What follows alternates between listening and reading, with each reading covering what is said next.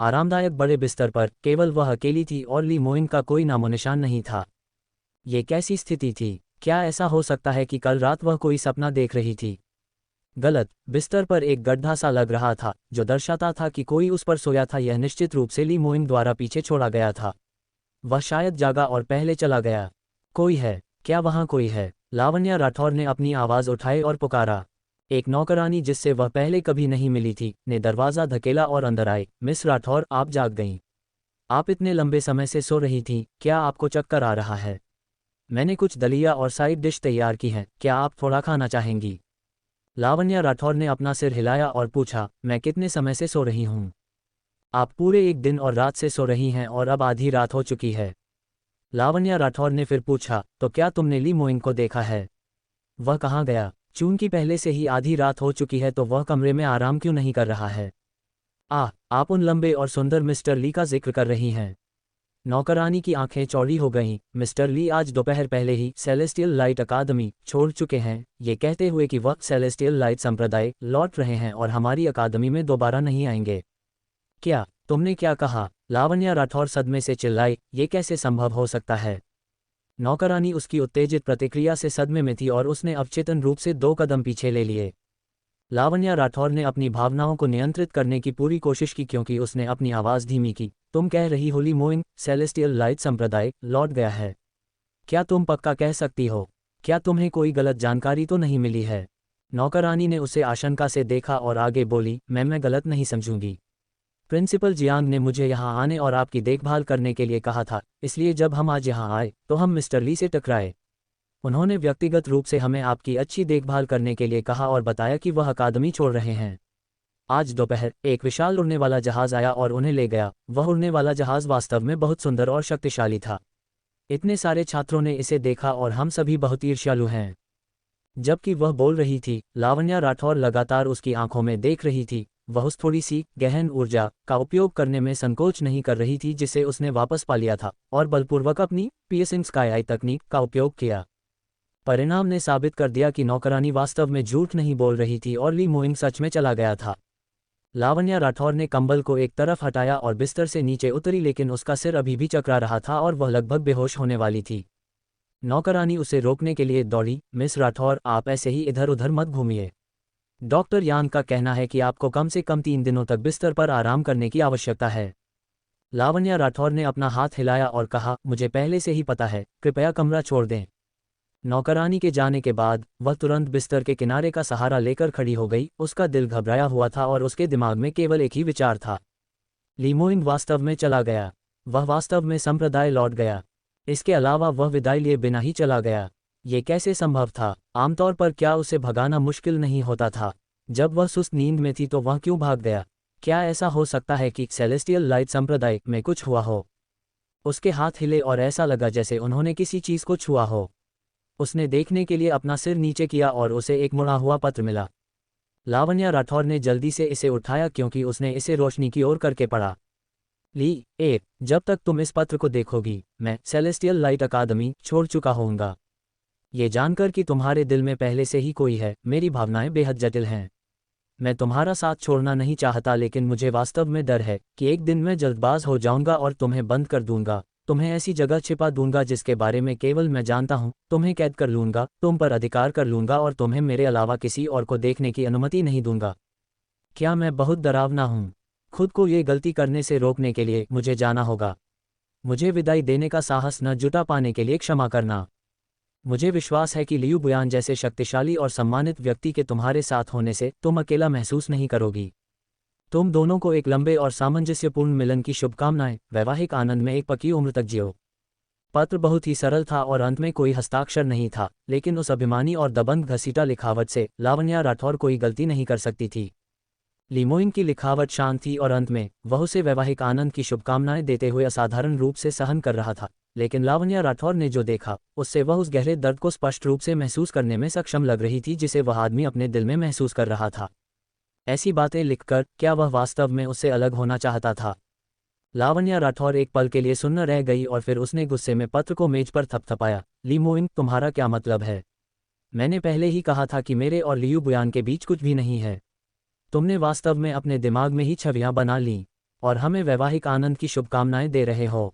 अगर मैं वास्तव में उससे शादी कर लूं तो तुम जाकर रो सकते हो। हम और तुम में मेरा सामना करने और बात करने की हिम्मत भी नहीं है, विदाई देने की भी हिम्मत नहीं है। क्या डरपोक बिल्ली काया हो। बिल्कुल भी असली मर्द की तरह नहीं। मुझे इतना गुस्सा आ रहा है कि मैं मर सकती हूँ। कल तुमने अपनी असली पहचान उजागर कर दी और मुझे सवालों से भर दिया, और अब मुझे ठीक से पूछने का मौका दिए बिना तुम वास्तव में भाग गए। अगर तुम में दम है तो मुझे तुम्हें ढूंढने मत देना, अन्यथा मैं निश्चित रूप से तुम्हें कुछ रंग मजा चखाऊंगी। लावण्या राठौर ने मौके पर ही फैसला किया कि यह बात बिल्कुल भी ऐसे ही खत्म नहीं हो सकती। उसे ली मोइन को ढूंढना ही होगा और उससे स्पष्ट रूप से पूछना होगा। दरअसल कल रात के बाद उसे लगभग 90% यकीन था कि ली मोइंग शायद मू चेंगइंग ही था, लेकिन वह नहीं जानती थी कि उसे क्या हुआ था। अब जब उसने देखा कि सुबह होते ही वह जल्दबाजी में भाग गया, तो शायद उसे याद नहीं था कि उसकी बीमारी उभरने के बाद क्या हुआ था, और वह ये भी याद नहीं कर पाएगा कि उसकी यादों का मू चेंगइंग से कोई लेना देना था या नहीं। इसके अलावा वह आत्मा अलगाव की बीमारी बेहद अजीब थी। इसमें निश्चित रूप से एक बहुत बड़ा रहस्य छिपा था जिसके बारे में वह नहीं जानती थी। लेकिन लावण्या राठौर ने वास्तव में चुपके से राहत की सांस ली। कुछ समय पहले ही वह ली मोइंग द्वारा लगभग पागलपन की स्थिति में धकेल दी गई थी। वह स्पष्ट रूप से कोई फूल वाले दिल की चंचल इंसान नहीं थी, और अपने पिछले जीवन में उसके इतने सारे चाहने वाले थे, फिर भी वह स्पष्ट रूप से जानती थी कि वह किसे पसंद करती है। ऐसा क्यों था कि पुनर्जन्म लेने के बाद उसने जिस पहले आदमी को देखा उसी से उसका दिल बदल गया। वह चुपके से मू चेंगइंग को धोखा देने के लिए खुद को दोषी ठहरा रही थी। अब इस बात की बहुत अधिक संभावना थी कि वे दोनों एक ही व्यक्ति थे, तो ये दिखाएगा कि वह चंचल दिल वाली नहीं थी। इसके विपरीत उसके पास बहुत दूरदर्शिता थी। भले ही वे दोनों अलग अलग पहचान रखते थे, लेकिन अवचेतन रूप से वह अभी भी ये बताने में सक्षम थी कि वह जिस व्यक्ति को पसंद करती थी वह वही था। लेकिन 1000 शब्दों को दोहराए जाने के बाद भी अब सबसे ज़रूरी मामला ली मोइन को ढूंढना और उससे ये पता लगाना था कि वास्तव में उसके साथ क्या हुआ था। लावण्या राठौर दृढ़ संकल्पित थी, क्योंकि वह चुपके से अपने कमरे में वापस आ गई और अपना सामान पैक करने लगी। अगले दिन जब भोर हुई ही थी, लावण्या राठौर बहुत जल्दी उठ गई और अपनी यात्रा पर निकलने के लिए तैयार हो गई। हालांकि ली मोइंग एक विशाल उड़ने वाले जहाज पर बैठा था, वह शायद उसका पीछा नहीं कर पाएगी, लेकिन जितनी जल्दी वह सेलेस्टियल लाइट संप्रदाय पहुंच जाए उतना ही अच्छा है।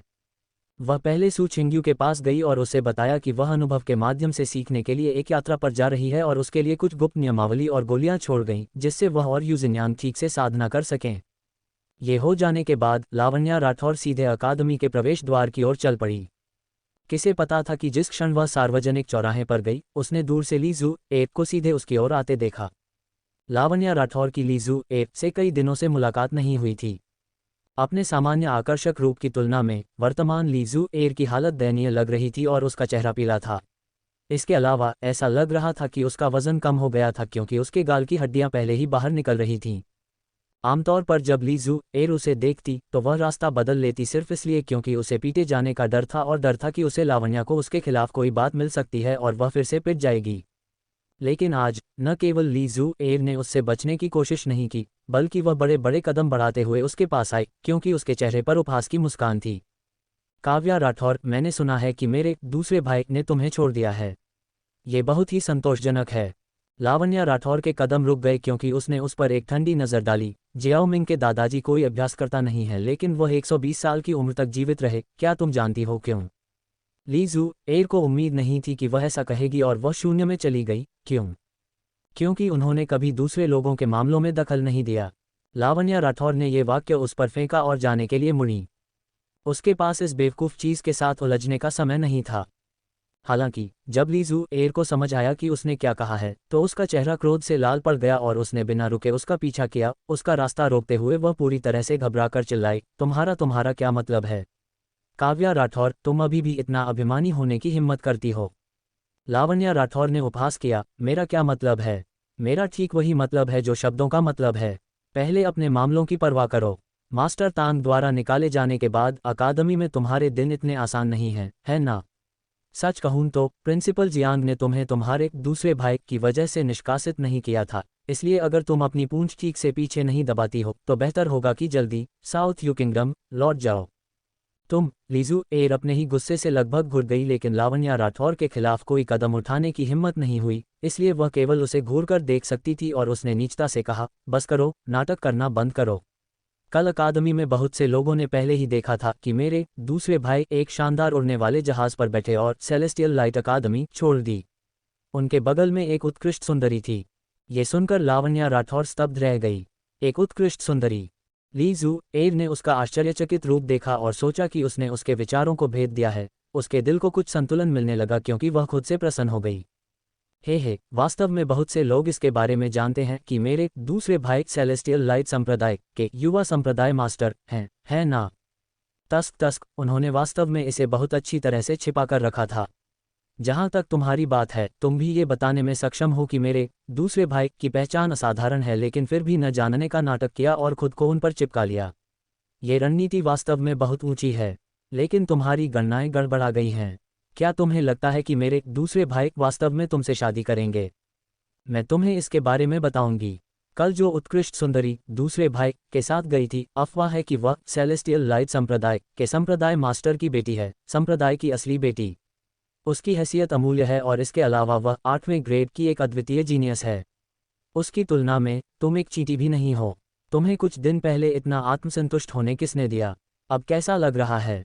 दूसरे भाई तुम्हें अकादमी में छोड़ गए और संप्रदाय मास्टर की बेटी के साथ वापस चले गए। अब पूरा स्कूल जानता है कि दूसरे भाई तुमसे तंग आ चुके हैं और उन्होंने तुम्हें छोड़ दिया है। ली जू एयर जितना अधिक कहती गई, वह उतनी ही अधिक आत्मसंतुष्ट होती गई और वह लगभग खुद को जोर से हंसने से रोक नहीं पाए। जिस दिन से उसे गहन हथियार कक्ष में लावण्या राठौर और ली मोइंग द्वारा खुलेआम अपमानित किया गया था और नग्न होकर दौड़ने के लिए बाहर फेंक दिया गया था, अकादमी में उसकी प्रतिष्ठा गहरी खाई के तल में गिर गई थी। अतीत में बड़े परिवारों के प्रतिभाशाली बेटे उसे घेरे रहते थे, लेकिन अब यहाँ तक कि अगर किसी साधारण कचरा छात्र ने भी उस पर दौरे डालने की हिम्मत की तो यह स्पष्ट था कि यह उसके साथ बेवकूफ़ी करने के इरादे से किया गया था। इस तरह का अपमान पूरी तरह से लावण्या राठौर के कारण था। सौभाग्य से किसी के जीवनकाल में ही कर्मों का फल बहुत जल्दी मिल गया। आखिरकार इस अभागी लड़की के एक परित्यक्त महिला बनने की बारी थी। लावण्या राठौर ने ऐसा लगा जैसे उसका उपहास सुना ही न हो, बल्कि केवल अपनी आवाज़ धीमी की और अपने विचारों में खो गई, तो वह मुरोंगफी को अपने साथ ले गया। ली मोइंग उसके प्रति बहुत ही अच्छा था। वह पहले ही उदास होकर चला गया था, लेकिन वह उसके बारे में इतना विचारशील था कि उन सभी को अपने साथ ले गया जो संभवतः उसे चोट पहुंचा सकते थे। इस तरह का एक अच्छा आदमी उसे ठीक से पकड़ना होगा और अपने पिछले जीवन जैसी गलती नहीं करनी होगी। ली जू एयर ने देखा कि वह न तो हैरान थी और न ही परेशान, बल्कि इसके बजाय वह मुस्कुराने लगी और वह त्योरियां चढ़ाने से खुद को नहीं रोक पाए। हे काव्या राठौर, क्या तुम पागल हो गई हो या तुम्हारे दिमाग में पानी भर गया है? तुम किस बात पर हंस रही हो?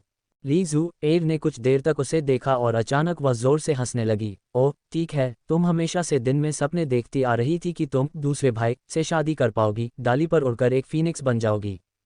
अब जब तुम्हारा खूबसूरत सपना चकनाचूर हो गया है तो कोई आश्चर्य नहीं कि तुम पागल हो रही हो। तुम आईना लेकर खुद को क्यों नहीं देखती? क्या तुम्हें लगा था कि तुमने सम्राट पिता को मना लिया है और उन्हें दूसरे भाई की आधिकारिक मंगेतर बनने के लिए विवाह की व्यवस्था प्रदान करने के लिए राजी कर लिया है? मैं तुम्हें बताती हूँ, दूसरे भाई के लिए, जो संप्रदाय में एक जीनियस है, केवल संप्रदाय मास्टर ही उसके विवाह की अध्यक्षता कर सकते हैं। सम्राट पिता के शब्द बिल्कुल भी सटीक नहीं हैं, जिसका मतलब यह है कि वह एक पल के लिए रुकी और जानबूझकर एक शब्द जोर देकर बोली, तुम दूसरे भाई की मंगेतर नहीं हो, केवल उसके खेलने की चीज़ हो। लावण्या राठौर जानती थी कि ली मोइंग ने उसके लिए इतना कुछ किया था, इसलिए वह उसे और भी जल्दी ढूंढना चाहती थी और ली जू एयर के साथ आगे बात करने का धैर्य खो चुकी थी। दुर्भाग्य से ली जू एयर को नहीं पता था कि वह अपनी ही मौत को बुलावा दे रही है, क्योंकि वह उसके कान के पास बिना रुके बकबक किए जा रही थी। लावण्या राठौर उससे कुछ और कहने की जहमत नहीं उठा सकती थी और उसे सबक सिखाने की भी कोई परवाह नहीं थी, इसलिए उसने उसे एक तरफ धकेल दिया और अपने रास्ते पर आगे बढ़ना जारी रखना चाहा। ली जू एयर को नहीं पता था कि वह एक विपत्ति से बच गई थी, लेकिन फिर भी उसने उसकी आस्तीन खींचना जारी रखा। हे काव्या राठौर, तुम बस ऐसे ही जा रही हो? चलो अच्छी तरह बातचीत करते हैं। आखिरकार तुम लगभग मेरी दूसरी भाभी बन ही गई थी। लावण्या राठौर ने त्योरियां चढ़ाईं और अपनी आस्तीन के एक झटके से उसने ली जू एयर को हवा में उड़ा दिया। ली जू एयर को उससे कोई कदम उठाने की उम्मीद नहीं थी और वह जमीन पर भारी रूप से गिर पड़ी। इसके तुरंत बाद लावण्या राठौर के हाथों में आग की एक लपट उठी और उसकी ओर चक्कर लगाते हुए उड़ी। मदद करो, मैं जलकर मरने वाली हूँ। काव्या राठौर किसी की हत्या कर रही है। ली जू एयर ने एक गहरे लाल रंग की लौ को अपनी ओर आते देखा और एक झुलसाने वाली भावना को झपटते हुए महसूस किया। वह दहशत में थी और जमीन पर चीखते और चिल्लाते हुए इधर उधर लौटती रही। वे दोनों मूल रूप से सार्वजनिक चौराहे पर थीं और मूल रूप से बहुत सारे लोग थे, लेकिन चूंकि वे दोनों दीवार के पीछे छिप रही थीं, इसलिए बहुत से लोगों ने उन पर ध्यान नहीं दिया। लीजू एयर के जोर से चीखने के कारण बहुत से लोगों ने उन्हें सुना और उधर चल पड़े। जल्द ही लोगों के एक घेरे ने उस क्षेत्र को घेर लिया। आह, क्या वह काव्या राठौर नहीं है? और जमीन पर लौटने वाला वह व्यक्ति, क्या वह लीजू एयर नहीं है? ऐसा ही लगता है। अब क्या स्थिति है? उन दोनों ने फिर से बहस क्यों शुरू कर दी? कोई विचार नहीं। मैंने सुना है कि काव्या राठौर को वरिष्ठ भाई ली ने छोड़ दिया है। क्या ऐसा हो सकता है कि ठुकराए जाने के बाद उसकी मानसिकता में विकृत परिवर्तन आ गया हो और उसने अपना गुस्सा मंगेतर की बहन पर निकाल दिया हो? सभी लोग लावण्या राठौर और लीजू एयर को देखने के लिए उत्सुकता से भीड़ लगाकर खड़े हो गए। जाहिर है कि कल ली मोइंग के जाने की बात पूरी अकादमी में फैल गई थी। लावण्या राठौर ने फिर अपना हाथ उठाया और धीरे से हिलाया। लीजू एयर के शरीर पर लगी आग एक पल के लिए चमकी और तुरंत बुझ गई। लीजू एयर ने ध्यान नहीं दिया था कि आग गायब हो गई थी और वह पीड़ा से चीखते हुए जमीन पर लौटती रही। आसपास के छात्रों ने महसूस किया कि कुछ गड़बड़ है। लीजू एयर ने कोई कपड़े क्यों नहीं पहने हैं? गलत, ऐसा नहीं है कि उसने कुछ नहीं पहना था, बल्कि उसके सारे कपड़े काव्या राठौर ने जला दिए हैं। सही सही, इसका मतलब यह है कि काव्या राठौर का आग पर नियंत्रण बस बहुत शक्तिशाली है। लीजू एयर के कपड़े पूरी तरह से जल गए, लेकिन उसे रत्ती भर भी चोट नहीं आई। और यह उस स्थिति में हुआ जब वह जलते हुए भी इधर उधर लौट रही थी। उसका कौशल बस चमत्कारी है। तस्क तस्क, जल्दी देखो। लीजू एयर का शरीर बिल्कुल भी बुरा नहीं है। उसकी कमर पतली है और उसके स्तन बड़े हैं। मैं उसे देखकर उत्तेजित हो रहा हूँ।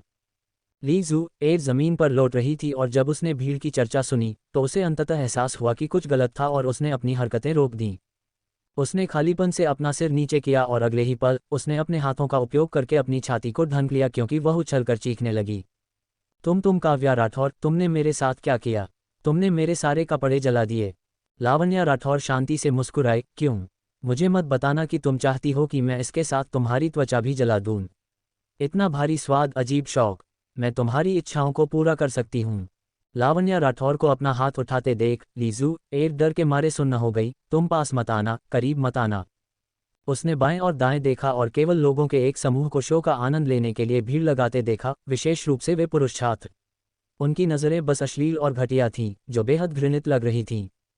लीजू एयर ने अपने दोनों हाथों से अपनी छाती को ढंका, क्योंकि वह चीखते हुए भीड़ के बीच से भागी। बुरे इरादों वाले कुछ पुरुष छात्र थे जिन्होंने जानबूझकर उसे आसानी से नहीं जाने दिया, क्योंकि जब वह जाने की कोशिश कर रही थी तो उनमें से कुछ ने उसे टटोलने की कोशिश की। लीजू एयर को अपनी ओर से कुछ प्रयास करने पड़े, इससे पहले कि वह अंततः इन लोगों से छुटकारा पा सकी और धुएं की लकीर की तरह परिसर में गायब हो गई। लावण्या राठौर ने थोड़ा उपहास किया। ऐसा लगता है कि पिछली नग्न दौड़ ने तुम्हें कोई सबक नहीं सिखाया, इसलिए इस बार मुझे उम्मीद है कि तुम थोड़ा दिमाग विकसित करोगी। वह मुड़ी और जाना चाहा, लेकिन उसे उम्मीद नहीं थी कि भीड़ न केवल रास्ता नहीं देगी, बल्कि उनमें से कई लोग उसके और ली मोइंग के मामले पर खुले तौर पर चर्चा करने लगेंगे। मानो ली मोइंग के साथ उसका अलगाव एक मजाक जैसा लग रहा था। लावण्या राठौर के भाव उतर गए और उसके शरीर से गहन ऊर्जा तुरंत बाहर निकल गई। एक शक्तिशाली दबाव उसके आसपास फैल गया। वह अब तीसरे चरण के क्षेत्र के चरम की अभ्यासकर्ता थी और सेलेस्टियल लाइट अकादमी के छात्रों के बीच उसकी उत्कृष्ट क्षमता का अस्तित्व दृढ़ था।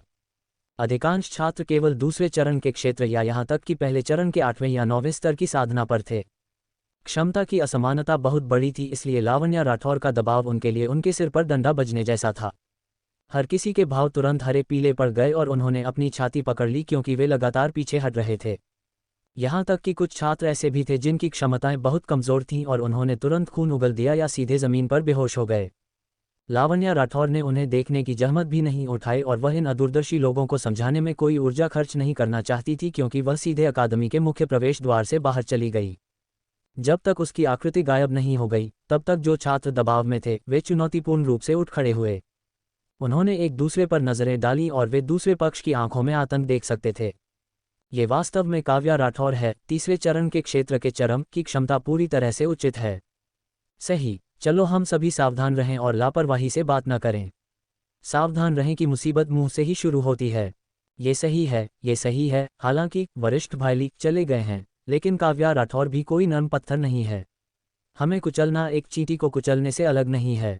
उन्हें अंततः याद आया कि वह नाजुक और कोमल सुंदरी कोई नर्म फल आसानी से दबने वाली बिल्कुल नहीं थी। न केवल वह ली मोइंग की मंगेतर थी, यहाँ तक कि उस नाम के बिना भी वह एक चौंकाने वाली शक्तिशाली तीसरे चरण के क्षेत्र के चरम की अभ्यास करता थी। केवल कुछ ही प्रहारों के भीतर वह मार्शल आर्ट स्टेज के नंबर 2 सुपर टैलेंट को हराने में सक्षम थी। इसके अलावा वह एक कुशल और प्रमाणित आयुध मास्टर थी। कुछ महिलाएं अपने पुरुषों को छोड़ने के बाद कुछ भी नहीं रहतीं, लेकिन लावण्या राठौर अलग थी। यहाँ तक कि अपने बगल में ली मोइंग के बिना भी उसकी उपस्थिति अभी भी अभेद्य थी। उसके लिए रिश्ता केवल एक ब्रोकेट सोने चांदी के तार से बुना कपड़ा था जिसने उसे और भी अधिक परिपूर्ण बना दिया था। सेलेस्टियल लाइट संप्रदाय के उड़ने वाले जहाज पर सबसे बड़ी युवा मिस आप प्रवेश नहीं कर सकतीं। कुछ दिन पहले मास्टर की आत्मा अलगाव की बीमारी उभर आई थी और अब तक वह पूरी तरह से ठीक नहीं हुए हैं, इसलिए उन्हें ठीक से आराम करने की आवश्यकता है। कृपया उन्हें परेशान न करें, कृपया चले जाएं। मोयी और मोएर ने केबिन के प्रवेश द्वार को रोक दिया क्योंकि वे भावहीन होकर बोले। मुरोंगफी के भाव बेहद बदसूरत थे क्योंकि उसने अपने दांत पीसे और कहा, मुझे पता है कि सबसे बड़े वरिष्ठ भाई का शरीर अस्वस्थ है, इसलिए मैं विशेष रूप से उनकी देखभाल करने के लिए यहाँ हूँ। मैंने उनके ठीक होने में सहायता के लिए व्यक्तिगत रूप से कुछ सूप बनाया है। रास्ता दो और मैं सबसे बड़े वरिष्ठ भाई को पीने के लिए कुछ दूंगी। मोई का लंबा कद से मज नहीं हुआ। सबसे बड़ी युवा मिस मास्टर ने अभी निर्देश दिया है कि चाहे कोई भी आए, वह मिलना नहीं चाहते हैं, इसलिए आपकी समझदारी के लिए धन्यवाद। मुरोंगफी ने अप्रसन्नता से कहा, क्यों? भले ही सबसे बड़े वरिष्ठ भाई ने किसी अन्य व्यक्ति से मिलने से इनकार कर दिया हो, लेकिन वह निश्चित रूप से मुझसे मिलेंगे। मैं उनकी कनिष्ठ बहन हूँ जो उनके साथ बड़ी हुई है। मैं उनकी परवाह करती हूँ और उनसे मिलना चाहती हूँ। क्या यह एक सामान्य बात नहीं है? तुम सब रास्ता दो। ये रेन जिनसेंग चिकन सूप जो मैंने उनके लिए बनाया है, 1000 साल पुराने रेन जिनसेंग के साथ पूरी रात तैयार किया गया था। अगर सबसे बड़े वरिष्ठ भाई इसे नहीं पी पाए तो क्या तुम इसके लिए जिम्मेदार हो सकते हो? मोई ने व्यवहारिक रूप से उसकी बातों को नज़रअंदाज कर दिया और कर्तव्य निष्ठा से दरवाजे के पास खड़ा रहा। सबसे बड़ी युवा मिस, मैं केवल मास्टर के निर्देशों का पालन कर रहा हूँ, इसलिए कृपया मेरे लिए चीज़ों को मुश्किल न बनाएं। तुम बस यह नहीं जानते कि तुम्हारे लिए क्या अच्छा है। मैं सबसे बड़े वरिष्ठ भाई से मिलना चाहती हूँ। क्या ये कुछ ऐसा है जिसे तुम दो नीच नौकर रोक सकते हो? मोई उम्र में बड़ा था और उसका चरित्र स्थिर था, इसलिए हालांकि उसने ये शब्द सुने लेकिन वह भावहीन ही रहा। इसके विपरीत मोएर इतना धैर्यवान नहीं था।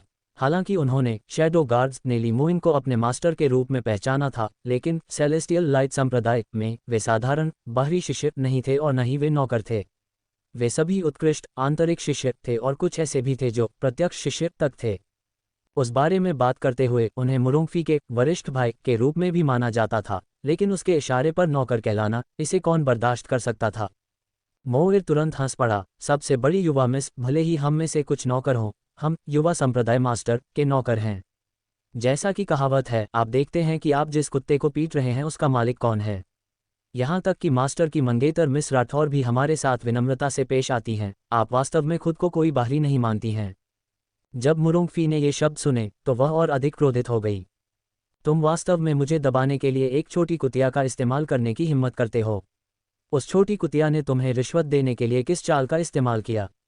हे, भले ही तुम उसके प्रति वफादारी दिखाओ, इसका कोई फायदा नहीं है। सबसे बड़े वरिष्ठ भाई ने उसे पहले ही छोड़ दिया है। भविष्य में मैं तुम्हारी होने वाली मालकिन बनूंगी और तुम मुझे ठेस पहुंचाने की हिम्मत करते हो। मुरोंगफी अभी भी बेलगाम आदेश दे रही थी। अचानक उसके सिर के ऊपर एक ठंडी आवाज़ गूंज उठी। तुम कह रही हो छोटी कुतिया कौन है? वह गहरी आकर्षक आवाज़ बेहद परिचित थी। मुरोंगफी ने जल्दबाजी में अपना सिर उठाया और उसके भाव खुशी से भर गए। सबसे बड़े वरिष्ठ भाई, आप अंततः बाहर आ ही गए। मुझे पता था आप निश्चित रूप से मुझसे मिलेंगे। ली मोइंग ने उस पर नज़र डालने की जहमत भी नहीं उठाई क्योंकि उसने अपनी नज़र वापस मोई और मोएर की ओर घुमाई। उन्हें कठोरता से डांटते हुए कहा, तुम लोग इतना छोटा सा काम भी ठीक से नहीं कर सकते, मेरे लिए तुम्हारा क्या उपयोग है? दोनों शैडो गार्ड्स के माथे का पसीना उनकी गर्दन से नीचे टपकने लगा क्योंकि उन्होंने अपने सिर नीचे कर लिए और एक शब्द भी कहने की हिम्मत नहीं की। मुरोंगफी आत्मसंतुष्ट दिख रही थी क्योंकि उसने मोई और मोएर को घूरते हुए सोचा कि उसे रोकने की हिम्मत किसने की। उनके साथ सही हुआ कि अब उन्हें अपना सबक मिल गया। उसे लगा कि इन दोनों को बहुत कम फटकार लगाई गई है और उन्हें अपनी शक्ति समझाने के लिए वह ली मोइन के बगल में खड़ी हो गई, उनकी चुगली करने लगी। सबसे बड़े वरिष्ठ भाई, मैं विशेष रूप से आपको ढूंढने आई हूँ, ये जानकर कि कुछ दिन पहले आपकी बीमारी फिर से उभर आई थी। ये बहुत खतरनाक है, इसलिए मुझे लगता है कि आपकी आंतरिक चोट काफ़ी गंभीर है ना? देखिए, ये 1000 साल पुराना रेन जिनसेंग चिकन सूप है जिसे मैंने विशेष रूप से आपके ठीक होने में सहायता करने के लिए तैयार किया है। इन दो अंधे लोगों ने वास्तव में मेरा रास्ता रोकने की हिम्मत की, उनके मन में आपके लिए बिल्कुल भी सम्मान नहीं है। उसने जानबूझकर अपने लहजे को दबाया जिससे बात करते समय वह मीठी लगे, अपनी आंख के कोने से एक आंसू पोंछने का नाटक करते हुए ऐसा अभिनय किया जैसे किसी ने उसे धमकाया हो। जब मोएर ने यह गलत बयानी सुनी तो वह इतना क्रोधित हुआ कि वह लगभग उस पर झपट पड़ा। वह मुई था जो उसे पीछे से रोक रहा था। जब ली मोइंग ने यह सुना तो उसने उस पर नजर डाली, लेकिन उसके शब्द ये निकले, मोई मोएर, मैं तुम्हें खुद को बुनाने का एक मौका दूंगा। सबसे बड़ी मिस मुरोंग को उनके अपने केबिन में वापस भेज दो और उन्हें ठीक से साधना करने के लिए अंदर ही रहने को कहो और बाहर निकलना बंद कराओ। अगर मैंने उसे फिर से देखा तो तुम दोनों को मेरे पीछे आने की आवश्यकता नहीं है। जब मुई और मोएर ने यह सुना तो वे कांप उठे और जल्दबाजी में उत्तर दिया, हाँ, आपका अधीनस्थ पालन करेगा। हम निश्चित रूप से इस मामले को सुलझा लेंगे। ये कहते हुए वे दोनों ऊपर गए और मुरोंगफी को खींचा। मुरोंगफी ने अविश्वास में उन्हें घूरा और उन्हें झटकने की कोशिश करते हुए जोर से चिल्लाई, सबसे बड़े वरिष्ठ भाई, आपका इससे क्या मतलब है? मैं यहाँ विशेष रूप से आपको सूप पहुँचाने आई हूँ। लीमोइंग ने उस पर एक ठंडी नज़र डाली और अपने गले के पीछे से एक ठंडी गुर्राहट दी। मेरा क्या मतलब है? मैं तुमसे पूछता हूँ, तुमने पहले किसे एक छोटी कुतिया कहा था? मुरोंगफी की जुबान बंद हो गई। मैं उसे उम्मीद नहीं थी कि ली मोइंग ने वह सुन लिया होगा जो उसने बाहर कहा था और वह तुरंत बेहद शर्मिंदा महसूस करने लगी। लेकिन उसे लगा कि उसने उसे गलत नहीं डांटा था। केवल ये बात थी कि वह आमतौर पर ली मोइंग के सामने एक संस्कारी युवती के रूप में दिखाई देती थी और अब उसने उसे अश्लील गालियां देते हुए सुना था जिससे उसकी छवि को नुकसान पहुंचा था। ली मोइंग ने रूखेपन से उत्तर दिया, काव्या राठौर सबसे अच्छी लड़की है जिससे मैं मिला हूं, तो तुम्हें क्या अधिकार है उसके लिए ऐसे शब्द का इस्तेमाल करने का? मुरोंगफी शिकायत से भर गई क्योंकि वह असंतोष में चिल्लाई, सबसे बड़े वरिष्ठ भाई, आप ऐसा कैसे कह सकते हैं? मैंने दूसरों को इसके बारे में बात करते सुना है कि काव्या राठौर और अन्य पुरुषों के बीच कुछ चल रहा है और यहाँ तक कि उन्हें आपके द्वारा रंगे हाथों पकड़ा गया था। यही वजह थी कि आपने उसे छोड़ दिया, है ना? इस तरह की मनमानी और रूढ़िमुक्त कुतिया। मुरोंगफी अभी आधी बात ही कर रही थी जब उसे अचानक अपनी छाती में एक तेज दर्द महसूस हुआ और वाक की आवाज़ के साथ उसने मुंह भर खून उगल दिया। ली मोइंग ये बर्दाश्त नहीं कर सका जब उसने सुना कि उसने लावण्या राठौर का कैसे अपमान किया और उसके आसपास की शक्ति बाहर निकल गई और मुरोंगफी की ओर टकराए। भले ही मुरोंगफी छठे चरण के क्षेत्र की अभ्यासकर्ता थी, लेकिन ली मोइंग के सामने उसके खिलाफ विरोध करने का उसका कोई भी मौका नहीं था। उसकी केवल एक नज़र ही उसकी छाती को एक असहनीय दर्द में हिलाने के लिए पर्याप्त थी क्योंकि उसके पूरे शरीर की सभी हड्डियां तुरंत कुचली हुई प्रतीत हुईं।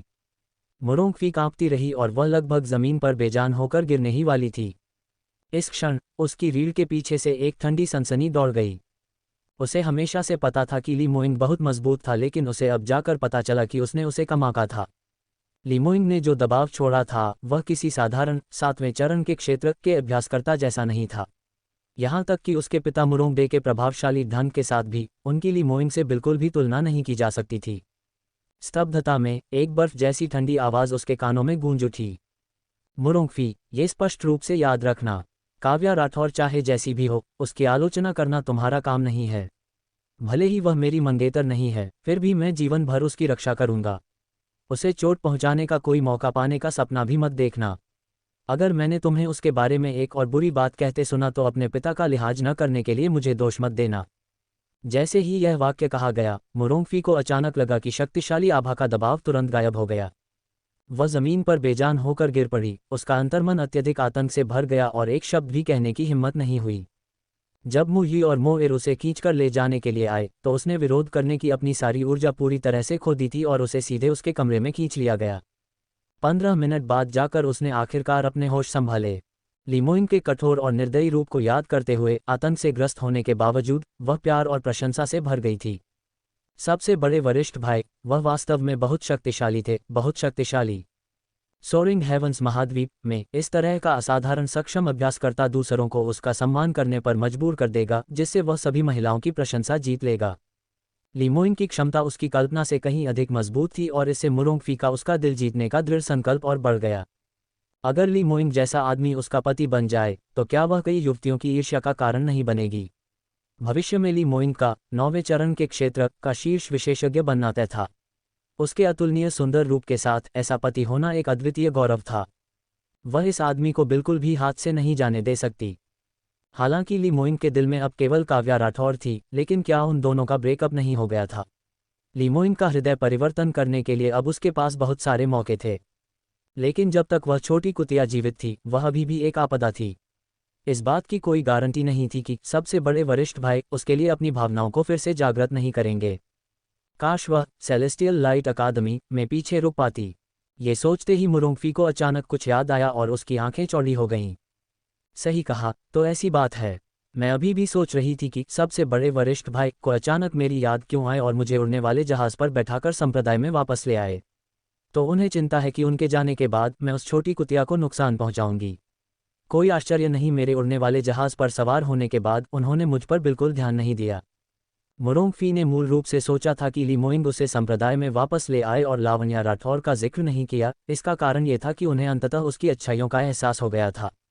अंत में जहाज पर चढ़ने के बाद ली मोइंग ने उससे मिलने से भी इनकार कर दिया और केबिन में अकेले साधना कर रहे थे, इसलिए उसे गलतफहमी हो गई थी। ली मोइंग के विचार अभी भी उसी महिला पर थे। मुरोंगफी के ये सब सोचने के बाद वह इतनी ईर्ष्यालु हो गई कि वह पागल होने लगी। छोटी कुतिया, सबसे बड़े वरिष्ठ भाई और मेरे बीच खड़ी होने की कोशिश करने के बारे में सोचना भी मत। सबसे बड़े वरिष्ठ भाई मेरे हैं और तुम उनके योग्य नहीं हो। यह मत सोचना कि मेरे सेलेस्टियल लाइट अकादमी छोड़ने के बाद मैं तुम्हारा कुछ नहीं बिगाड़ सकती। मुरोंगफी के चेहरे पर धीरे धीरे एक भयावह मुस्कान छा गई। सौभाग्य से मैं अकेली नहीं हूं जो तुम्हारी जान लेना चाहती है, और मैंने पहले ही पूर्व तैयारी कर ली है। सबसे बड़े वरिष्ठ भाई, आपने यह नहीं सोचा था, है ना? हालांकि आपने मुझे अपने पास रहने पर मजबूर कर दिया है, लेकिन तुम्हारी छोटी प्रेमिका अभी भी मरेगी। सेलेस्टियल लाइट अकादमी छोड़ने के बाद लावण्या राठौर यात्रा के लिए घोड़ा खरीदने की तैयारी करते हुए सबसे पहले स्काई क्लाउड सिटी के बाजार क्षेत्र में गई। लेकिन जब वह सड़कों पर चल रही थी तो उसे अचानक लगा कि कुछ गड़बड़ है, मानो कोई उसे बुरी नीयत से देख रहा हो। लावण्या राठौर ने तेजी से अपना सिर घुमाया, लेकिन वह अपने पीछे से गुजरने वाले पैदल यात्रियों को ही देख सकी और उनमें से हर कोई बहुत साधारण लग रहा था, इसलिए किसी भी संदिग्ध व्यक्ति को खोजना संभव नहीं था। उसने त्योरियां चढ़ाईं और वह चुपचाप उच्च सतर्कता मोड में आ गई। वह अस्तबल में गई और उसने जल्दी से एक डार्क लाइटनिंग घोड़ा चुना और अस्तबल के नौकर से कहा, मुझे ये घोड़ा चाहिए, इसकी कीमत क्या है? नौकर ने देखा कि कोई अस्तबल में सबसे महंगा घोड़ा चुन रहा है और वह शुरू में बहुत खुश हुआ, लेकिन जब उसने स्पष्ट रूप से देखा कि उसके सामने खड़ी युवती केवल 14-15 साल की लग रही थी तो उसका चेहरा उतर गया। वह खराब मूड में बोला, मिस, ये घोड़ा आपके लिए उपयुक्त नहीं है। बेहतर होगा कि आप उस तरफ देखें। लावण्या राठौर ने त्योरियां चढ़ाईं, मैं पूछ रही हूं कि इस घोड़े की कीमत कितनी है? नौकर ने उसकी ओर अपनी आंखें घुमाईं और कहा, मिस, क्या आप जानती हैं कि यह कौन सा घोड़ा है? डार्क लाइटनिंग घोड़ा। यह एक तीसरे स्तर का जादुई जानवर है।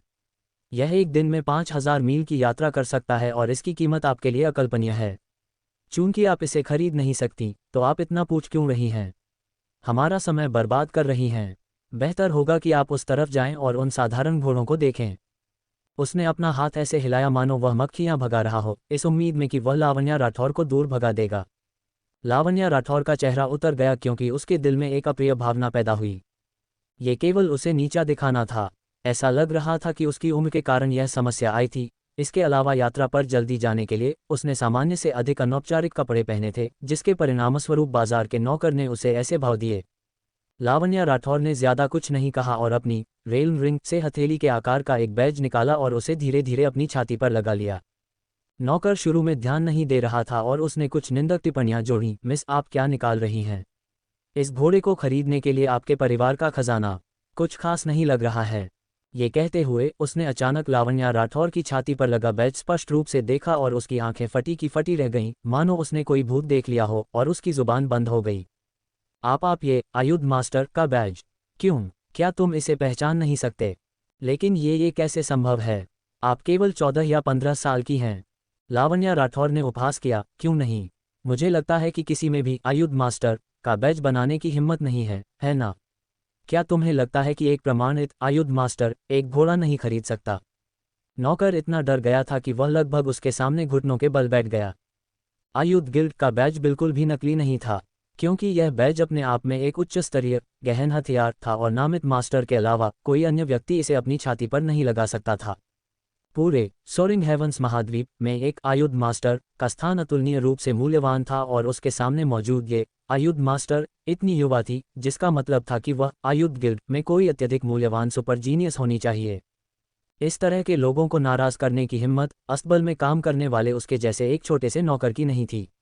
उन्हें बस एक शब्द कहने की जरूरत थी और वह अपनी नौकरी खो देगा। नहीं नहीं, बिल्कुल नहीं है मास्टर, यह मैं ही हूँ जिसकी आंखें हैं लेकिन ठीक से देख नहीं सकता। कृपया क्या आप शांत होंगी। अस्तबल में काफ़ी संख्या में अन्य ग्राहक थे। जिस क्षण लावण्या राठौर ने अपना आयुध मास्टर बैज निकाला, इसने तुरंत एक हलचल को आकर्षित किया। एक मूल्यवान आयुध मास्टर का व्यक्तिगत रूप से घोड़ा खरीदने के लिए अस्तबल में आना, यह एक दुर्लभ नज़ारा था। अस्तबल के मालिक ने जल्दी ही यह खबर सुनी और जब वह आया तो उसने तुरंत और विनम्रता से लावण्या राठौर के प्रति अपनी माफ़ी दिखाने के लिए अपना सिर झुका लिया। सम्माननीय मास्टर, कृपया मेरी सच्ची माफ़ी स्वीकार करें। मुझे पता है कि इससे आपका मूड खराब हुआ है और यह हमारी जिम्मेदारी है, इसलिए हम आशा करते हैं कि आप समझेंगी। ये कहते हुए उसने नौकर को घूर कर देखा। नौकर के बाल पसीने से भीग गए थे और वह डर से कांपते हुए एक कोने में दुबक गया, क्योंकि वह अपने दिल में पीड़ा से रो रहा था। वह आमतौर पर अपने अवलोकन के अनुसार लोगों के साथ व्यवहार करता था और लावण्या राठौर जैसी युवती आमतौर पर विभिन्न अकादमियों की छात्रा होती थीं और वे ज़्यादातर ग्रामीण इलाकों से होती थीं। इसलिए वे कोई भी अच्छा घोड़ा नहीं खरीद सकती थीं। चूंकि वह उनसे ज़्यादा कमाई नहीं करता था, इसलिए वह आमतौर पर उनके साथ अभद्रता से पेश आता था। किसे पता था कि आज वह एक लोहे की दीवार से टकराने वाला है। ये साधारण सी दिखने वाली युवती वास्तव में एक आयुध मास्टर थी। स्काई क्लाउड सिटी में वास्तव में इतनी युवा आयुध मास्टर है। उसने पहले जो कहा था उसे याद करके नौकर का बस दीवार में सिर दे मारने का मन कर रहा था। उसने वास्तव में एक आयुध मास्टर का उपहास किया कि वह एक घोड़ा नहीं खरीद सकती। कौन नहीं जानता था कि पूरे सोरिंग हेवंस महाद्वीप में आयुध मास्टर सबसे अधिक लाभदायक पेशा था। लावण्या राठौर ने अपने निचले जबड़े को थोड़ा उठाया और एक अलग स्वर में बोली, आप इस अस्तबल के मालिक हैं। मैंने मूल रूप से देखा था कि आपका अस्तबल पूरे बाजार में सबसे बड़ा था, इसलिए मैं यहाँ देखने आई थी। ऐसा लगता है कि मैं बहुत भोली हूँ। यहाँ आपके घोड़े बहुत उच्च श्रेणी के हैं और मैं एक भी खरीदने का जोखिम नहीं उठा सकती। मुझे लगता है कि बेहतर होगा कि मैं देखने के लिए कहीं और जाऊँ। ये कहते हुए उसने अपने कदम बढ़ाए और जाना चाहा। मालिक पसीने से तरबतर हो गया और उसने घबराहट में उसे रोकते हुए कहा, नहीं नहीं नहीं मास्टर, आपको गलतफहमी हुई है। हमारे घोड़े स्काई क्लाउड सिटी के सर्वश्रेष्ठ घोड़ों में से एक हैं और आपके जैसा मूल्यवान अतिथि इसे कैसे नहीं खरीद सकता। ये वह मूर्ख है जिसे बात करने की तमीज़ नहीं है। मास्टर, कृपया मत जाए। आपको जो भी घोड़ा पसंद आया हो मुझे बताएं और मैं आपको 20 नहीं 40% की छूट दूंगा। मैं आपको 40% की छूट दूंगा। यह क्या मजाक था। दुकान में आखिरकार ऐसा मूल्यवान अतिथि आया था और यहाँ तक कि एक आयुध मास्टर उसके अस्तबल में एक घोड़ा खरीदने के लिए आया था। अगर यह बात फैल गई तो यह एक जीवंत विज्ञापन होगा, तो वह इतने अच्छे मौके को कैसे गंवा सकता था। इसके अलावा अगर यह मास्टर गुस्से में चली गई और अगर उसने स्काई क्लाउड सिटी के मर्चेंट एसोसिएशन से कुछ बातें कह दी तो शायद वह एसोसिएशन द्वारा ब्लैकलिस्ट कर दिया जाएगा। लावण्या राठौर के कदम रुक गए क्योंकि उसने धीरे से सिर हिलाया। चूंकि ऐसी बात है तो मैं रुक कर देख लेती हूँ। सच कहा जाए तो अगर सामान्य समय होता तो ऐसे दृश्य के बाद लावण्या राठौर इस दुकान में खरीदारी जारी रखना बिल्कुल नहीं चाहती। लेकिन दुर्भाग्य से उसके पास समय की कमी थी और उसे अपनी यात्रा पर जाने की जल्दी थी। यह अस्तबल वास्तव में इस क्षेत्र में सबसे बड़ा था, इसलिए उसे अभी के लिए इसी से काम चलाना पड़ा। मालिक ने उसे सिर हिलाते देखा और अपने सिर से पसीना पोंछा क्योंकि उसने राहत की सांस ली। इसके बाद उसने उत्सुकता से लावण्या राठौर की देखभाल की, व्यक्तिगत रूप से उसे अपनी पसंद चुनने के लिए अस्तबल के चारों ओर ले गया। लावण्या राठौर ने बेसब्री से कहा, ठीक है, मेरे पास समय कम है। मुझे वह शुद्ध काले रंग का डार्क लाइटनिंग घोड़ा चाहिए। कितने का है? ओह, ये एक डार्क लाइटनिंग घोड़ा कुछ ऐसा है जिसे चौथे चरण के क्षेत्र के 3 अभ्यासकर्ताओं ने मिलकर पकड़ा है। इसके चमकदार बालों और 4 अंगों को देखें। बकवास बहुत हो गई। ये कितने का है? घोड़े की कीमत बढ़ाने के लिए मालिक थोड़ा बड़ा चढ़ाकर बताना चाहता था। किसे पता था कि लावण्या राठौर को यह सुनने की कोई परवाह नहीं थी कि उसे क्या कहना है। वह केवल इतना उत्तर दे सका, कुल 1 लाख मध्यम गुणवत्ता वाले स्पिरिट स्टोन और 1000 उच्च गुणवत्ता वाले स्पिरिट स्टोन। लावण्या राठौर ने सिर हिलाया और बिना कुछ कहे उसने अपनी इंटरस्पेशियल रिंग से कुछ थैले निकाले और उन्हें मालिक के हाथों पर फेंक दिया और वह खुद घोड़े की लगाम पकड़ने के लिए आगे बढ़ी। मालिक ने अपना सिर नीचे किया और थैलों में स्पिरिट स्टोन गिने और वह शून्य में चला गया। ये मास्टर, क्या आपने हमें कम दिए हैं? लावण्या राठौर ने उसे देखने की जहमत भी नहीं उठाई और कहा, ये सही है, मैंने कहाँ कम दिए हैं। मालिक ने व्यंग्यात्मक रूप से हंसते हुए कहा, यह मास्टर, क्या आपने पहले स्पष्ट रूप से नहीं सुना? या आपने गलत थैला ले लिया है? मैंने कहा था 1 लाख मध्यम गुणवत्ता वाले स्पिरिट स्टोन 40% छूट के बाद ये 60,000 होना चाहिए। आपके पास यहाँ कुल मिलाकर केवल 30,000 हैं। लावण्या राठौर ने फिर उस पर एक नज़र डाली और उसके होंठ एक व्यंग्यात्मक चाप में मुड़ गए। मालिक, क्या आपको लगता है कि मुझे मूर्ख बनाना इतना आसान है? या आयुध मास्टर पैसे के मामले में अधिक मूर्ख होते हैं? आपका ये डार्क लाइटनिंग घोड़ा, हालांकि यह एक तीसरे स्तर का जादुई जानवर है, लेकिन यह एक बार घायल हो गया था और तीसरे स्तर के जादुई जानवर की युद्ध शक्ति बहुत पहले ही खो चुका है। ये केवल एक सवारी के रूप में उपयोग के लिए उपयुक्त है। क्या आपको लगता है कि मैं वास्तव में यह नहीं बता सकती? इस डार्क लाइटनिंग घोड़े का उच्चतम मूल्य 50,000 मध्यम गुणवत्ता वाले स्पिरिट स्टोन होगा और 40% के बाद ये 30,000 है, इसलिए मैंने गलत नहीं दिया है। ये मालिक हक्का बक्का रह गया जब उसने उसे स्पष्ट रूप से और पूरे विश्वास के साथ बोलते हुए सुना। वास्तव में उसका ऐसा ही इरादा था, ये सोचकर कि इतनी युवा आयुध मास्टर, हालांकि उसके पास बहुत पैसा था, लेकिन शायद बाजार मूल्य नहीं समझती थी। तो इसे कितने में बेचा गया, यह उसके शब्दों पर आधारित था।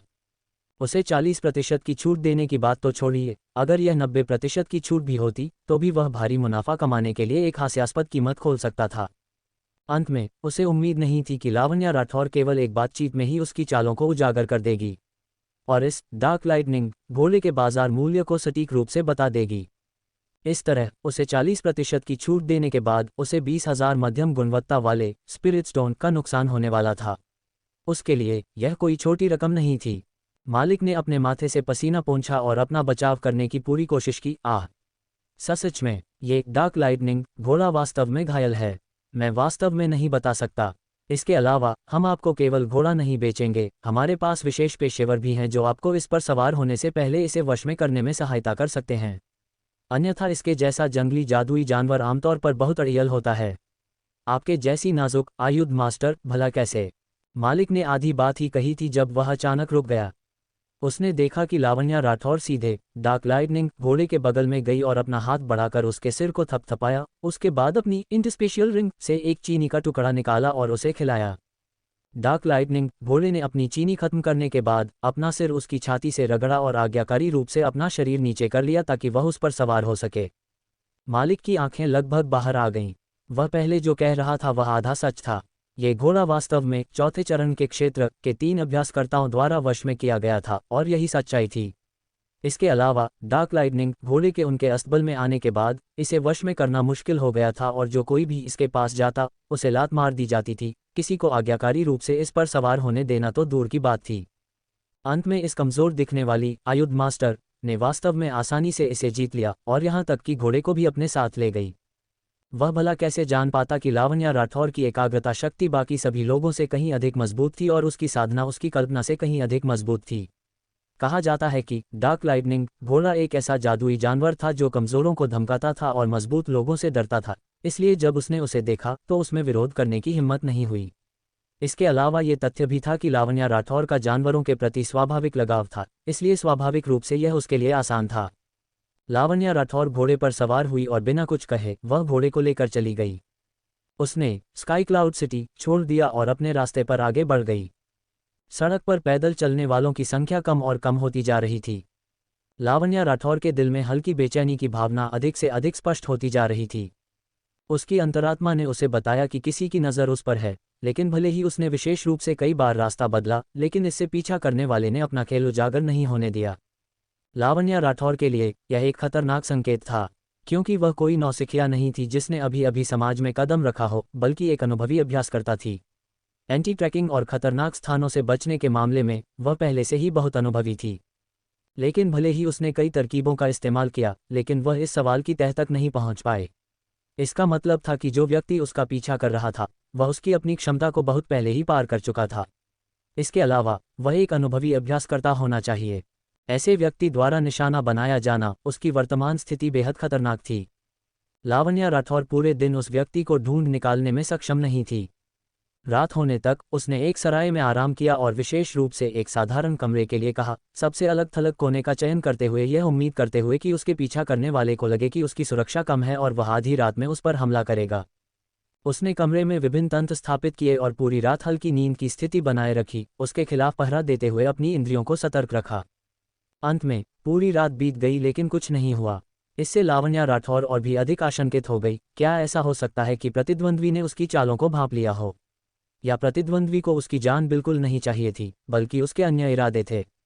अगले दिन सुबह लावण्या राठौर अकेले नहीं निकली, बल्कि उसने व्यापारियों के एक समूह के साथ जाने का विकल्प चुना। शुरुआत में व्यापारियों की टीम का नेता अजनबियों के साथ यात्रा करने के लिए तैयार नहीं था, लेकिन लावण्या राठौर का आयुध मास्टर बैज देखकर उसका रवैया 180 डिग्री बदल गया और न केवल उसने विरोध करना बंद कर दिया, बल्कि वह तुरंत उसकी चापलूसी करने और उसे खुश करने लगा। गहन हथियार का व्यवसाय पूरे सोरिंग हेवंस महाद्वीप में सबसे अधिक लाभदायक व्यवसाय था और असीम भविष्य वाली एक युवा आयुध मास्टर के साथ अच्छे संबंध बनाने का मतलब था कि भविष्य में अनगिनत गहन हथियारों का व्यापार होगा और उनके खातों में ढेरों स्पिरिट स्टोन आएंगे। इसलिए जब लावण्या राठौर ने व्यक्त किया कि वह परेशानी से बच रही है और कुछ समय के लिए उन्हें उसे छिपाने की आवश्यकता है, तो वह तुरंत सहमत हो गया। लावण्या राठौर व्यापारियों के इस समूह से सुरक्षा की उम्मीद नहीं कर रही थी। आखिरकार इस समूह में उच्चतम साधना केवल तीसरे चरण के क्षेत्र की थी, इसलिए युद्ध शक्ति के मामले में वे उसके 10% के बराबर भी नहीं ठहरते थे। लेकिन जितने अधिक लोग उसे ढकेंगे, उसका मतलब था कि उसके भागने की संभावना उतनी ही अधिक होगी। हालांकि सच्चाई ने खुद को साबित कर दिया था, लेकिन लावण्या राठौर की सोच अभी भी गलत थी। व्यापारियों के समूह के अपनी यात्रा पर निकलने के कुछ ही देर बाद हुड पहने एक आदमी ने उनका रास्ता रोक लिया। तुम लोग कहाँ जा रहे हो? जब लावण्या राठौर ने यह आवाज़ सुनी तो उसका दिमाग अचानक भनभना उठा। उसने तुरंत पहचान लिया कि यह वही आवाज़ थी जब उस पर स्क्रिप्चर डिपॉजिटरी के प्रवेश द्वार पर हमला हुआ था। उस नकाबपोश आदमी की आवाज़ जो उसका पीछा कर रहा था, वह वास्तव में वही था। ये बुरा था, पिछली बार जब उसने इस काले लबादे वाले आदमी से हाथ मिलाया भिड़ी थी, तो वह बिल्कुल भी उसकी प्रतिद्वंद्वी नहीं थी। एक 7वें और तीसरे चरण के क्षेत्र के बीच की असमानता बहुत बड़ी थी। अगर ली मोइंग समय पर नहीं आता तो वह शायद अब तक एक मृत लाश बन चुकी होती। उसे उम्मीद नहीं थी कि काले लबादे वाला आदमी उसकी गतिविधियों पर नज़र रखना जारी रखेगा, और जिस क्षण उसने उसे ली मोइंग से अलग होते और अकेले सेलेस्टियल लाइट अकादमी छोड़ते देखा, उसने तुरंत उसका पीछा किया, उस पर कार्रवाई करने का प्रयास किया। इस बार यह शायद उसके लिए अंत है, लेकिन काले लबादे वाला आदमी ठीक सामने खड़ा था और वह संभवतः मुड़कर जा नहीं सकती थी। इससे वह एक लक्ष्य के रूप में और भी आसानी से उजागर हो जाएगी। वह बस इतना कर सकती थी कि शांत रहे और भागने के अवसर की प्रतीक्षा करे। व्यापारी समूह के नेता को लगा कि यह आदमी थोड़ा बहुत अजीब था, लेकिन उसे यह एहसास नहीं हुआ कि वह इतना खतरनाक था। नेता ने उसे टटोलने की कोशिश की। हम जेड विंड मर्चेंट गिल्ड से हैं और हम पश्चिम की ओर व्यापार करने जा रहे हैं, इसलिए हम यहाँ से गुजर रहे हैं। क्या मैं जान सकता हूँ कि आपका हमें यहाँ रोकने का क्या मतलब है? Z wind merchant guild sky cloud city के 3 मर्चेंट गिल्ड में से एक था और आमतौर पर उसके अपने समर्थन का नाम बताने के बाद अधिकांश छोटे मोटे चोरों में उनके लिए परेशानी खड़ी करने की हिम्मत नहीं होती थी। लेकिन वह रहस्यमय आदमी टस से मज नहीं हुआ और उसने पूछा, आज सुबह क्या कोई 14-15 साल की लड़की तुम्हारे व्यापारी समूह के बीच छिप कर आई थी? जिस क्षण नेता ने यह सुना, वह समझ गया कि लावण्या राठौर का परेशानी से क्या मतलब था। लेकिन चूंकि उसने पहले ही उपहार के रूप में पहले स्तर के गहन हथियारों के कुछ टुकड़े स्वीकार कर लिए थे, इसलिए स्वाभाविक रूप से उसे इससे इनकार करना पड़ा। कौन सी युवा लड़की? मैंने उसे कभी नहीं देखा। क्या आप किसी को ढूंढ रहे हैं? ये युवा लड़की कौन है? क्या आपकी बेटी लापता हो गई है? रहस्यमय आदमी ने उपहास किया और हुड से आने वाली वह भारी हंसी और भी अधिक भयानक लग रही थी। मैं तुम्हें सावधानी से सोचने के लिए मनाऊंगा कि क्या ऐसा कोई व्यक्ति है। मैं तुम्हें याद दिलाना भूल गया कि पहले अन्य व्यापारी समूह जो उसी सराय में ठहरे थे जहां तुम थे, मैंने पहले ही एक एक करके उनसे पूछताछ कर ली है। एक व्यापारी समूह का एक नेता था जो नहीं जानता था कि उसके लिए क्या अच्छा है, और उसने मेरे सवाल का जवाब देने से इनकार कर दिया था। चूंकि मुझे जवाब जानने की जल्दी थी, इसलिए मैं केवल। उसकी आवाज़ रुक गई और उसकी गहन ऊर्जा अचानक बाहर निकल गई, क्योंकि एक शक्तिशाली आभा उनकी ओर तैरने लगी। केवल उन्हें एक एक करके मार सका, लेकिन अंत में मैं उसे ढूंढ नहीं पाया। उसके शब्द हल्के फुल्के थे, लेकिन जिन लोगों ने इसे सुना वे सभी डर से कांप उठे, क्योंकि पसीने से उनकी पीठ भीग गई थी। इसका मतलब न केवल ये था कि उसने जो शब्द कहे वे भयानक थे, बल्कि इसका मतलब ये भी था कि उसने ये तथ्य प्रदर्शित किया कि वह वहां मौजूद सभी लोगों को मारने में सक्षम था। इस क्षण नेता पछतावे से पीला पड़ गया। उसे उम्मीद नहीं थी कि इस युवा आयुध मास्टर ने ऐसे भयानक और अद्वितीय विशेषज्ञ से पंगा लिया होगा। अगर उसे यह पहले पता होता तो वह गहन हथियारों के उन कुछ टुकड़ों पर लालच भी नहीं करता जिसकी कीमत उसकी जान भी हो सकती थी। समूह के कुछ अन्य लोग डगमगाने लगे। किसी ने कांपते हुए कहा, हे श्रीमान, मैं। उसने अभी शुरुआत ही की थी कि अचानक उसकी आंखें फटी की फटी रह गईं। उनके ठीक सामने एक अंधी करने वाली आग की लपट आसमान में उठी। इसके तुरंत बाद आग की आड़ में रहस्यमय आदमी की ओर कुछ 100 सिकाडा ब्लेड चल पड़े। पूरा दृश्य तुरंत अस्त व्यस्त हो गया और विभिन्न प्रकार की चीखें सुनाई देने लगी क्योंकि सामान पलटने की आवाज़ से पूरी जगह भर गई। रहस्यमय आदमी बेखबर पकड़ा गया और भले ही वह अंतिम चरण में समय पर प्रतिक्रिया देने में कामयाब रहा, महत्वपूर्ण स्थानों को बचा लिया, लेकिन उसकी बाहों और जांघों को कई बार छिदने से नहीं बचाया जा सका। इतना ही नहीं, उड़ने वाले खंजरों के उसकी त्वचा और मांस में चुभने के बाद ये वास्तव में अपने आप घूमने लगे, मानो यह मांस का कीमा बनाने की कोशिश कर रहे हों, जिससे उसकी चोट एक खूनी झमेले में बदल गई।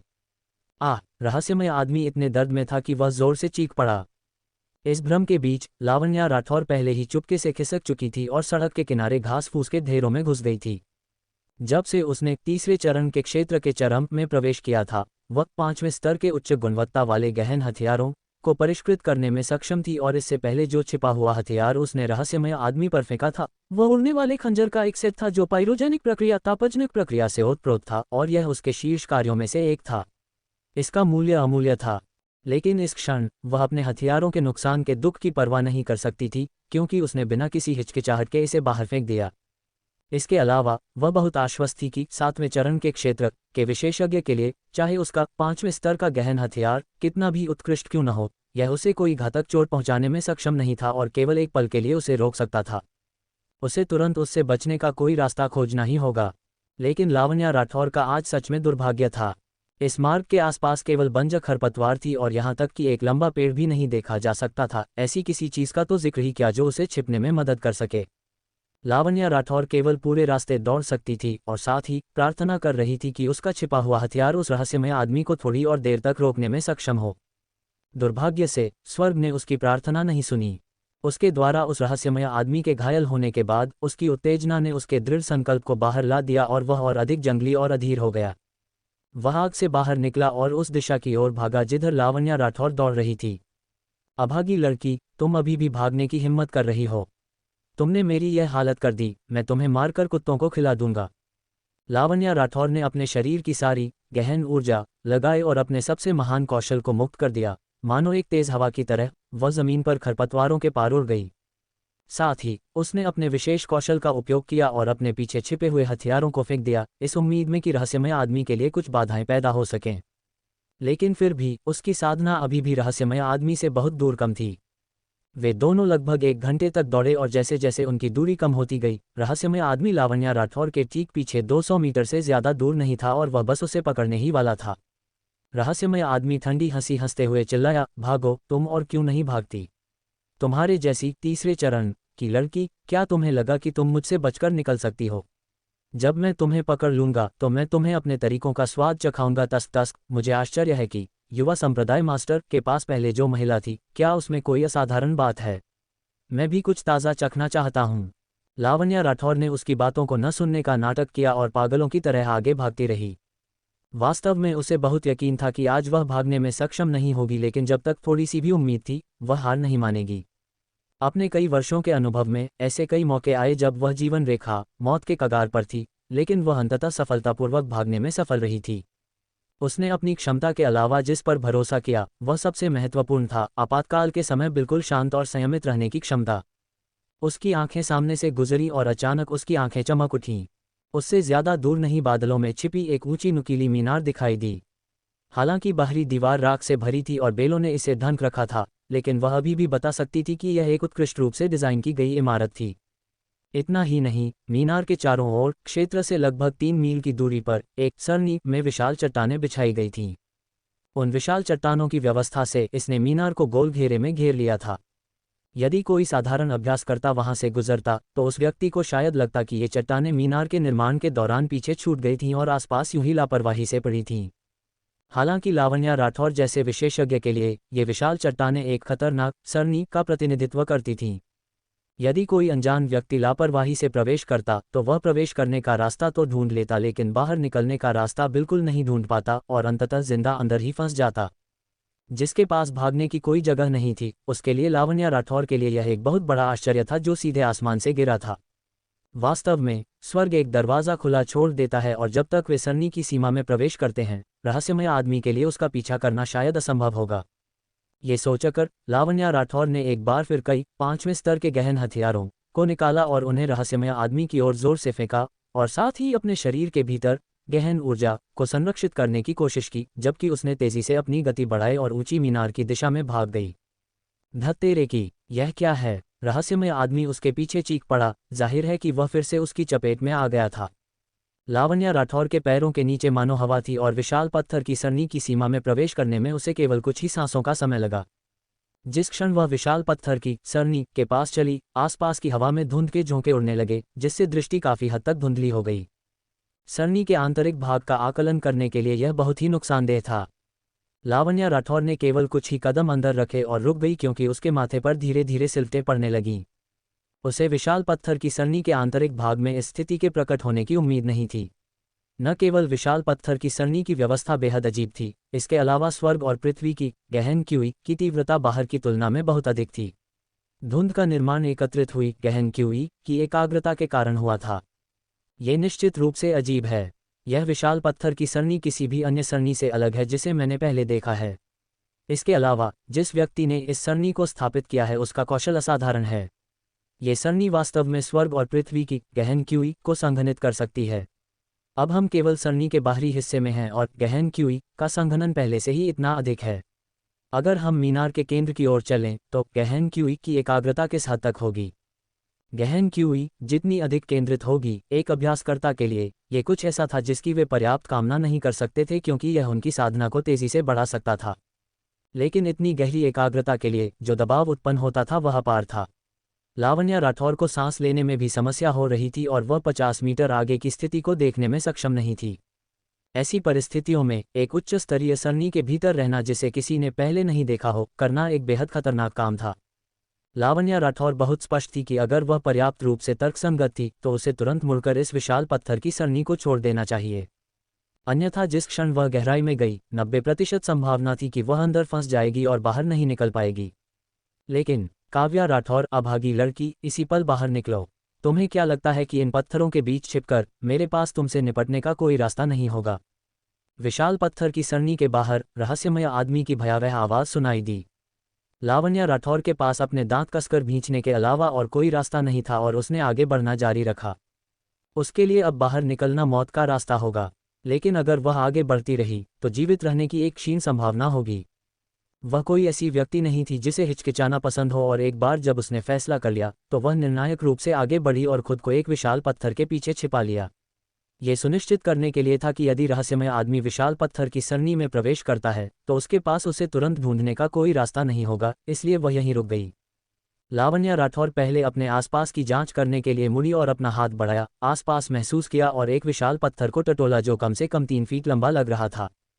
हवा के कटाव के निशानों से ये पत्थर कम से कम कई हजार सालों से और संभवतः 1 लाख साल के इतिहास से यहाँ पड़े हुए हैं। इस मामले में अंदर की ऊंची मीनार संभवतः 100,000 साल पहले पूर्वजों द्वारा छोड़ी गई हो सकती है। 1 लाख साल पहले सोरिंग हेवंस महाद्वीप में प्राचीन काल माना जाता था।